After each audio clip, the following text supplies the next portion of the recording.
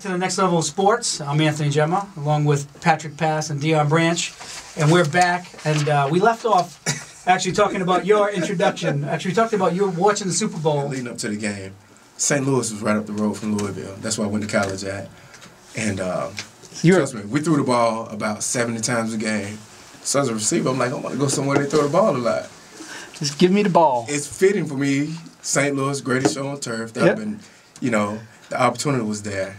And they kept filling my head up every week. They stayed down at the school. Yeah, we're going to take you this and that. So here comes the draft day, 2002.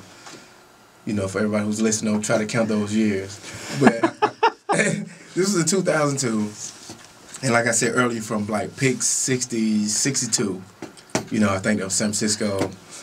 Pittsburgh took a receiver. I mean, I can go down the list of all the guys. So you kept getting a call after call. When it was phone calls like, hey, if you're available, we're going to take you. So I'm like, cool, cool, cool.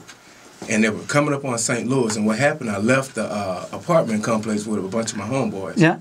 We just went walking. 5 minutes later, Coach Belichick called me. I mean, Coach Dayball. He was the receiver coach then. He was like, hey, just Deion. I was like, yeah. Me and my homeboys out walking around. He said, look, I think we're gonna pick you up. I was like, what? He said, yeah, we're going to take you. So I told my friends, hey, y'all go to the house. They're about to draft me. He said, Coach, want to talk to you. So they took off. I went and hid behind this lady apartment, man. I sat on her, you know, the front porch or something? No, it was in the back. Yeah. You know, they have the doggone, what is it? The air conditioning vent? Yeah, in the back. Yeah. So I'm sitting on the vent, and I'm talking to Coach, and I'm assuming she's watching the draft. She's a big Louisville fan, I'm guessing.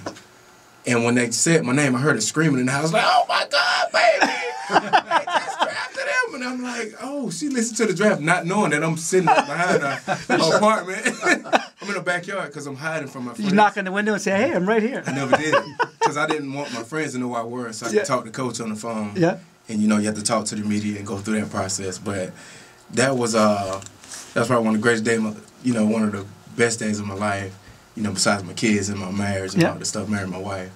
But that one day, and I can just remember hanging up the phone, calling my mom, and just crying. Yeah.